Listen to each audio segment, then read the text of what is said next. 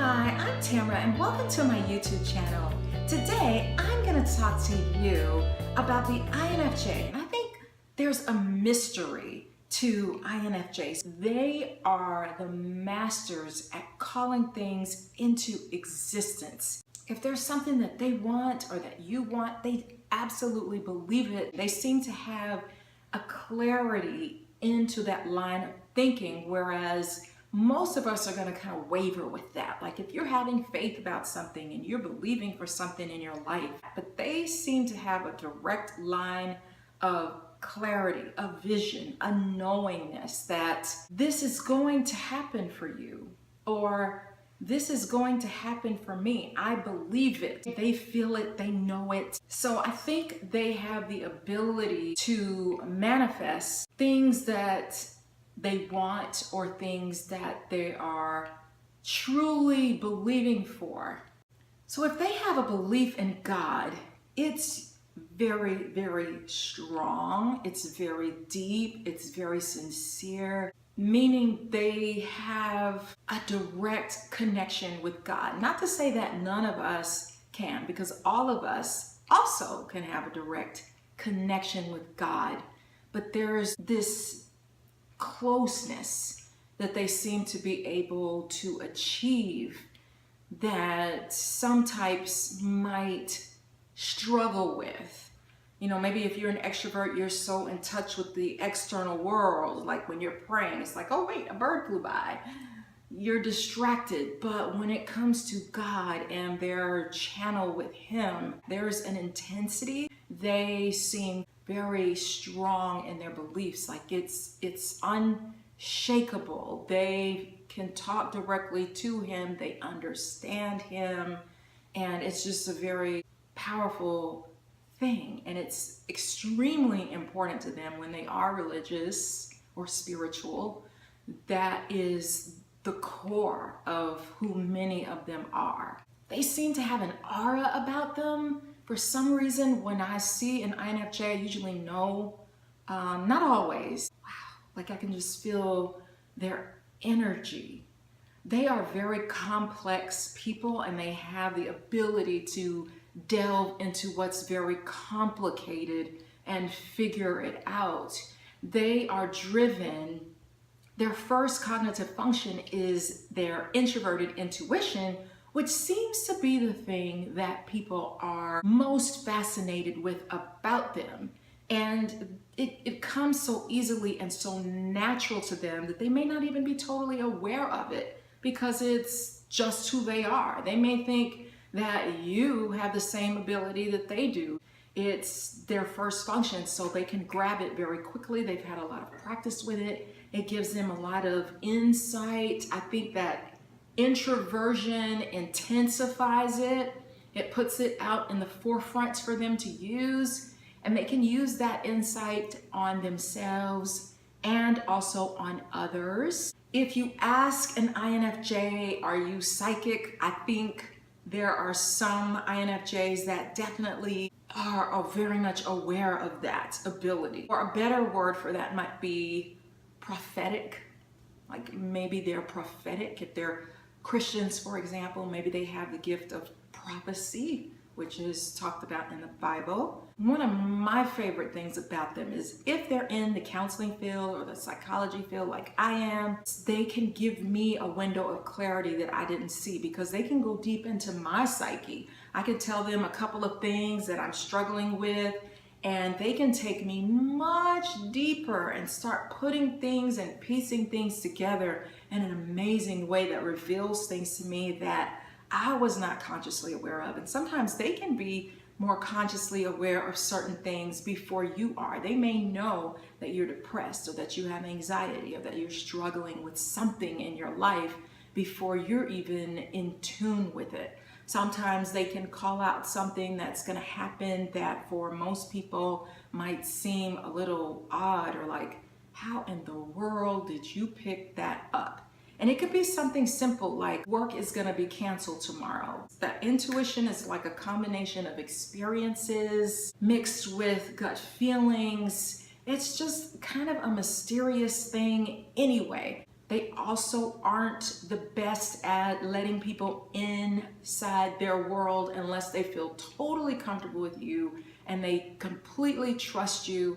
There are things that they may never share with you or never open up to you about. There's a sort of a secretiveness that they're not going to reveal to you unless they get really, really close. They tend to be suckers for positive energy. They are very much drawn to positive energy. They like positiveness. Sometimes they will steer you away from negativity. If you start to doubt, they're the ones that can pull you out of the depths of and the grip of doubt and show you the light to positiveness, what can happen, what we are capable of, what we can create, what our abilities are. They may stay away from people who are too negative. Because of their complex mind and the way they like to live their lives, that can be very stifling and draining to them. They can't handle it because they're already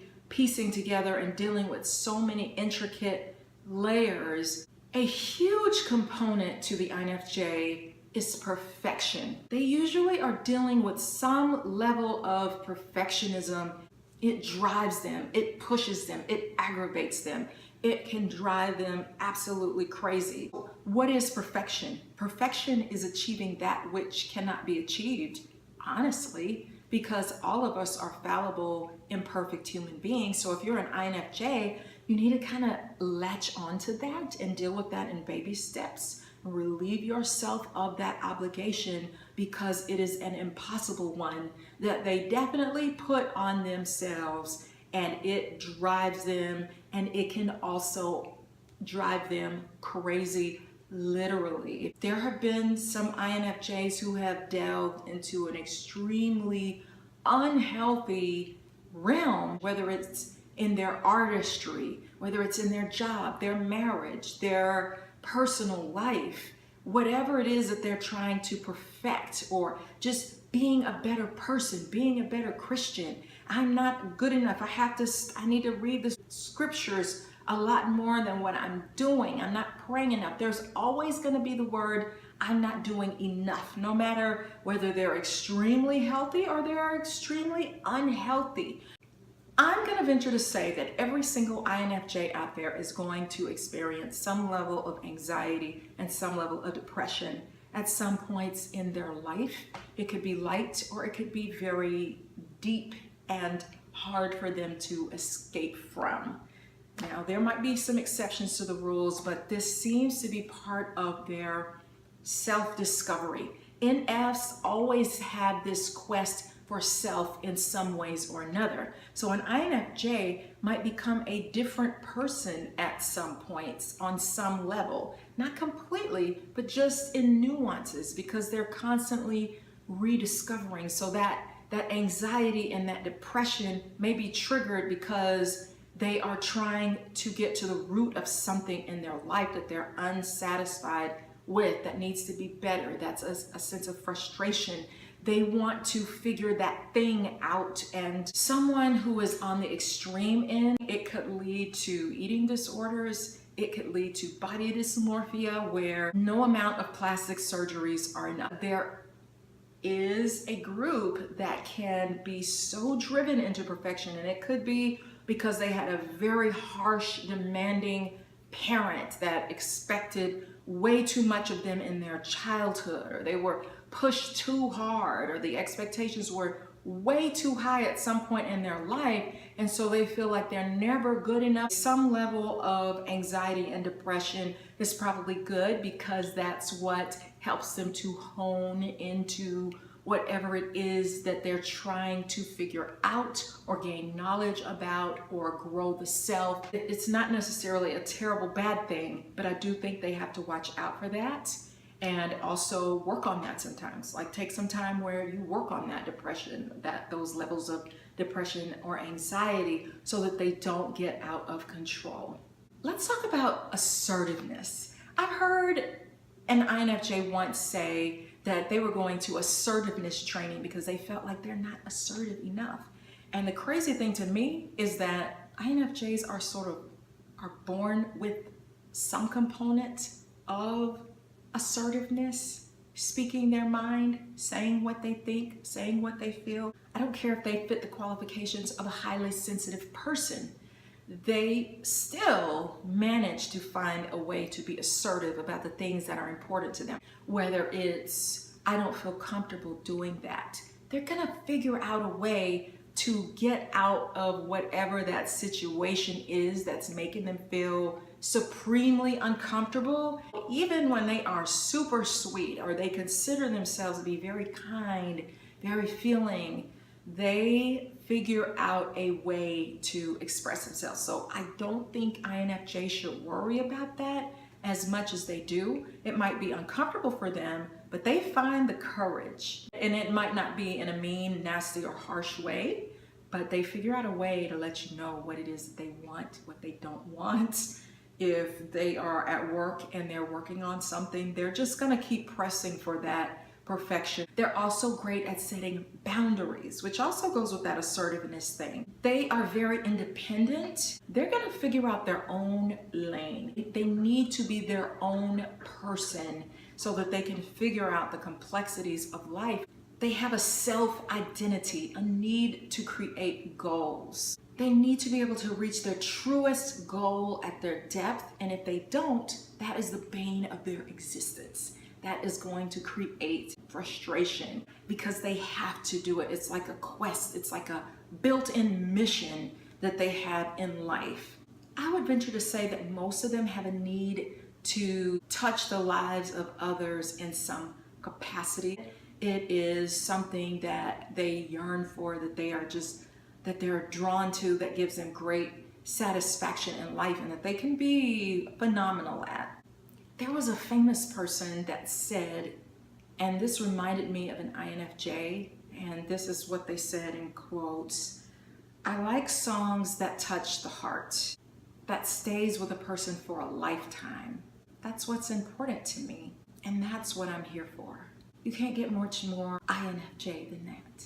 INFJs may be in the science world trying to create cures for diseases, or they may be creating artistic ventures that no one else has ever done before. They are an enigma in many different ways, and they have the ability to use their minds to create in ways that people might envy.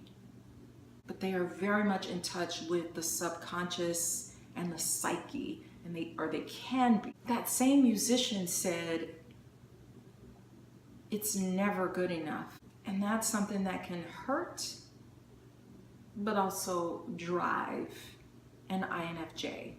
Some INFJs can feel very misunderstood by people, or a disconnect because they may not feel comfortable sharing their inner world.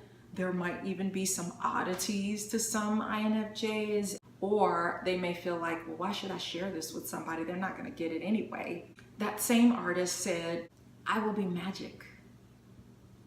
I will be a perfectionist, a researcher, a trainer, a masterer. I will be better than everyone else." That's in line with the quest of an INFJ. I remember in high school, a lady came to my class. We were learning how to write poetry, and this lady strummed her guitar and she awakened a piece of us that we were not in touch with. And so then that's when all of our artistry, or our ability to write and create, started to just come forth. But she knew how to call that out of us. And I think that is an example of how some INFJs know how to create a feeling in you to make their points, or to get you to push yourself to the next level. They're going to be very metaphorical in the way that they talk. I hope this shed more insight with you. All right, well, thank you so much for checking out my video. Please give me a thumbs up if you enjoyed it, and subscribe below. And thank you for watching my video. Bye.